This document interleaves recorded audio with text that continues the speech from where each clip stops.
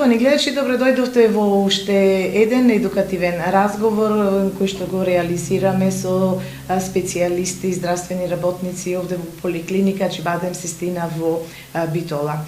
Во последниот период машката неплодност и канцерот на тестиси бележат зголемување со цел да се направи нешто околу машкото здравје и да се зголеми здравјето, да се подобри состојбата со машкото здравје. Од голема важност се редовните разговори со уролозите и оние превентивни прегледи. Денеска за оваа тема разговараме со доктор Александар Мицковски, специјалист уролог овде во Ачибадем Систина во Битола. Докторе, драго ми е што во овие едукативни разговори ќе имаме можност да проговориме и за теми кои што ги интересираат мажите. Најавив за денешната тема машка неплодност и канцер на тестиси. Меѓутоа, пред да преминеме на главната тема, да ве запрашам од колкаво значење се прегледите кај уролог и колку пациентот треба да биде отворен и отворено да разговара за своите проблеми со урологот. Најпрво добар ден до сите гледачи на телевизијата. Драго ми е што прв пат разговараме на мој терен, јас сум битолченец на битолска телевизија. Одма да истакнеме дека мажите како популација се порезервирани кога се однесува кон нивното доаѓање на прегледи на уролог. Меѓутоа во последно време тој тренд се менува, мажите стануваат се повеќе самосвесни за своите проблеми и отворено да дискутираат со својот уролог за сите проблеми, било да се однесуваат за нешто посериозно како што е канцерската болест, било да е на простата, на тестиси, на бубрези, на било кој дел од урогениталниот систем, или пак тоа се однесува на прашања кои што се врзуваат и за нивната интима, како проблеми со ерекцијата, како проблеми со фертилитетот и така натаму. Кои се најчестите проблеми на кои што се жалуваат мажите? Најчестите проблеми зависат во главном за која популација зборуваме. Ако тргнеме од најмладата популација, нормално кај деца да доминираат вродените заболувања на уринарниот тракт, кои што исто така ги третираме ние како специјалисти по урологија. Тука е вклучителна и детската урологија, би ги наброил неспуштените тестиси, како многу чест проблем кај децата, кој што се лекува хирушки, најчесто. Би ги спомнал вродениот рефлукс или враќањето на урина према бубрезите наместо во правилниот смер према надвор. Ги спомнал хипоспадии како вродена аномалија на надворешните гениталии и уште многу други. Во популацијата која што, да речеме, тинеџери, рана адултна возраст и зрели години од некоја популација на возраст меѓу 15 и 35 години, доминира доста сериозен проблем со карциномот на тестиси. Значи, за сите гледачи да истакнеме дека карциномот на тестиси е еден карцином кој што во главном ја напаѓа младата популација и во последно време е се почест. Ако зборуваме за бројки, би кажале дека го има секоја година се регистрираат на светско ниво над 8.500 нови случаи, што американците го викаат, пресметале дека секој час, секој ден во една година по еден маш ке слушне дека има карцином на тестиси. Тоа го пресметале и тоа е така. На што се должи тоа, докторе? Зошто е тоа така? Зошто има тренд на зголемување? Зголемениот тренд на појава на карцином е заради се поголемиот број на изложеност, степен на изложеност на зрачење, на хемикалии во исхраната и тука секогаш останува и тој непознат фактор, бидејќи етиологијата, причината за појава на карцином на тестис досега не е откриена.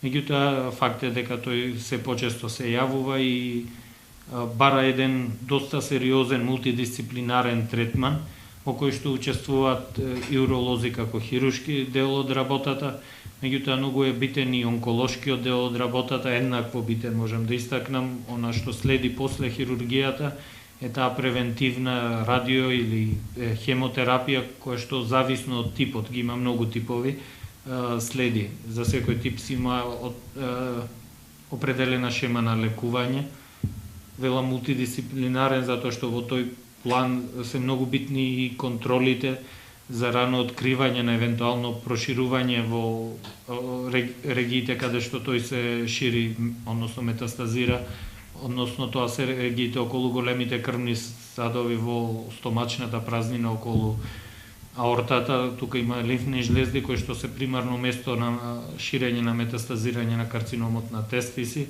и затоа тука е битна и диагностиката.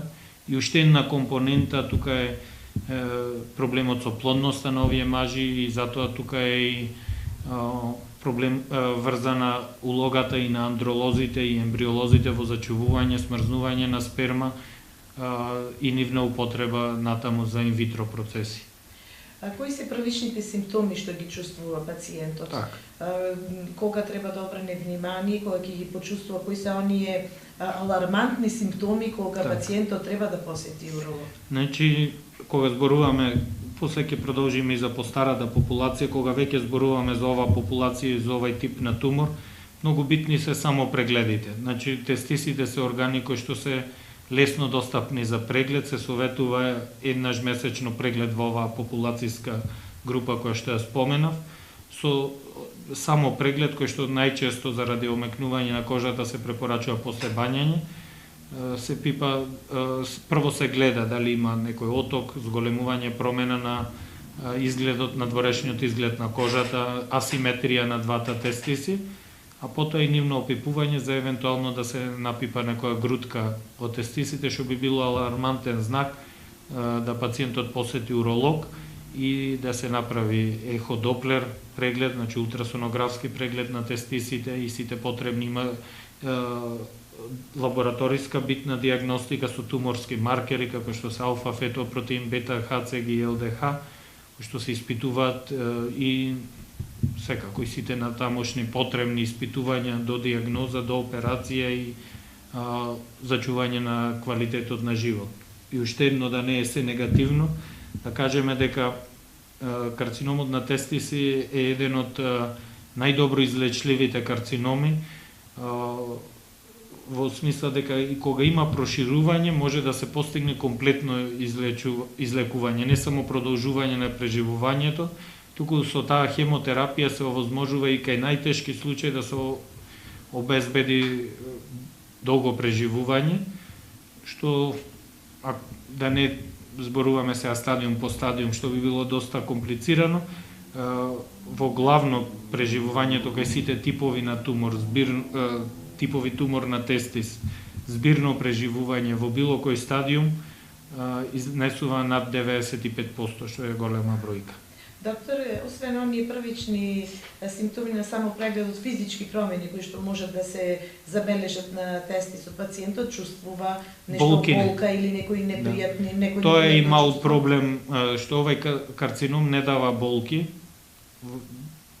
барем не во раната фаза, во покасни фази да, и затоа апелираме на тие само прегледи, затоа што ако болката е симптом што ги води пациентите на доктор, кај овај карцином не се јавува болка и многу од пациентите заради заштита своја интима или некој сваќање не се јавуваат на преглед. Меѓутоа тука сме и на овој начин и на било кој друг да апелираме да тоа го прават и да доаѓаат, па дури доаѓаат во последно време што е за пофалба пациенти и за рутински преглед без никакви симптоми, без никаков наод, чисто да проверат и тоа е добро. Така, доколку се открие порано, тогаш може и машката плодност да се спаси? Да. Значи, по протокол пред операција се замрзнува сперма и се чува таа онолку колку што е потребно, зависно статистички ако гледаме, кога би следела хемотерапија, најчесто следи, било да е во тераписки или во профилактички превентивни сврхи, значи кај карцином на тестис протоколот на лекување зависно од типот е дополнителна хемотерапија или радиотерапија, зависи од типот, последно време се е со хемотерапија, протокол со комбинација од трицитостатици, кои што многу неповолно влијаат на квалитетот на спермата, што може да доведе до комплетна азоспермија, односно немање на сперматозоиди во спермата. И затоа е таа банка на сперма, која што се банкира сперма од самиот пациент, која што ќе се употреби ако нема деца во иднина да се употреби во инвитро процес. Можно е спонтано враќање на нормалната сперматогенеза, создавањето на сперматозоиди во отприлика 75% од пациентите во период од 3 години, зборуваме во глобала, кај сите типови, во отприлика 3 години се возобновува сперматогенезата. Меѓутоа не кај сите, значи кај 2/3. Да се осврнеме и на постарата популација. Секако кај постарата популација доминираат проблемите со простатата, било да е тоа бенигно заболување или пак карциномот на простата. Тоа се симптоми кои што често ги доведуваат пациентите на уролог. Имаме доста пациенти од оваа возрастна популација, можам да кажам дека доминира. Кај многу е битно што кај оваа популација да се разграничи дали се работи за бенигно зголемување на простатата и тоа нормално се лекува, било на конзервативен, било на хируршки начин. Во последно време доминираат и тие минимално инвазивни процедури во кои што и ние како клиничка болница ги имплементираме светските стандарди.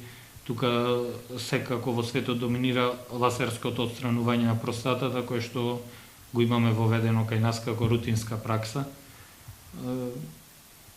Тоа е за бенигно зголемување на простатата. Во случај да се постави сомнение и да се потврди тоа сомнение дека се работи за карцином на простатата, начинот на лекување е зависно од стадиумот е различен. Нормално во раните стадиуми најефикасно лекување е хируршкото радикалната простатектомија. Кога треба да се јави пациентот на преглед? Кои се првичните симптоми? Значи, према препораките од Европската уролошка асоциација, прегледите кај уролог за машката популација и тој скрининг за карцином на простата е започна над 40-та година. Дали имаат или немаат симптоми, еднаш годишно над 40-та година се јавуваат на својот уролог да се направи ректален преглед на простатата, дигитален ректален преглед со прст, значи преку ректум се пипа простатата, да евентуално во рана фаза се запримети присуство на некој чвор. Тука е ПСА маркерот, еден лабораториски тест за откривање на карциномот на простата, ултрасонографијата и се што следи понатаму. Има доволно науката, техниката се доволно развиени за правилно диагностицирање и отпочнување на лекување на заболувањето. Апсолутно. Значи имплементирани се тие трансректални биопсии на простата. Во како новина е и магнетната резонанца од 3 Тесли, која што исто така помага на откривање на рани промени во ткивото на простатата, маркирање на тие промени за потоа евентуално со биопсија на простата да се оди циљано, значи таргетирано на местото каде што има променет изглед на паренхимот на составот на простатата, да се земи парче, примерот токму од тоа место каде што ќе се детектира дека има променет изглед на паренхимот или квалитет на паренхимот на простатата. Сето тоа во еден затворен циклус треба да брзо се анализира на одделите за патологија и врз база на таа диагноза се спроведува протокол за припрема на пациентот да се одреди во кој стадиум е карциномот на простата, најдобро со магнетна резонанца на абдомен и карлица и со нормално неопходно е скен на коски, затоа што скелетот е место каде што предоминантно метастазира карциномот на простата. Кога ќе се открие дека карциномот на простата е во стадиум да е лоциран на простата, значи нема проширување, се припрема пациентот за оперативно лекување. Докторе, кога ќе се забележи промена на простатата, меѓутоа еве првичните наоди прегледи укажуваат дека не се работи за некој вид на канцер, едноставно само има промена. Пациентот на колкав период треба да врши дополнителни прегледи за да се следи? Се следи состојбата на големината на простатата со ултразвук, со ехо, задолжителен при секој посета на уролошкиот кабинет е ректалниот преглед на простатата и следењето на ПСА маркерот, лабораториски. Колку време се прават на 6 месеци, на 6 месеци. Излекувањето како е? Ако се работи за бенигно зголемување на простатата, апсолутно излечливо. Кај карцином на простатата излекувањето зависи во стадиумот, има многу модалитети на терапија, зависи од кој стадиум. Кај раните и кај карцином на простата, односно болест ограничена на простатата, излекувањето е доволно ако нема проширување во лимфни садови, во лимфни јазли и така натаму, радикалната простатектомија. Во други стадиуми потребна е и дополнителна зрачна терапија или дополнителна андрогена блокаторска терапија, значи максимална андрогена блокада која што следи и таа е ефикасна и кај карцином на простата кој што се прошил, па дури кај метастази на коски, со таа андрогена блокада се обезбедува преживување во просек, велам, меѓу 22 и 36 месеци, што е едно преживување добро во однос на некои други карциноми. Значи, кај карциномот на простата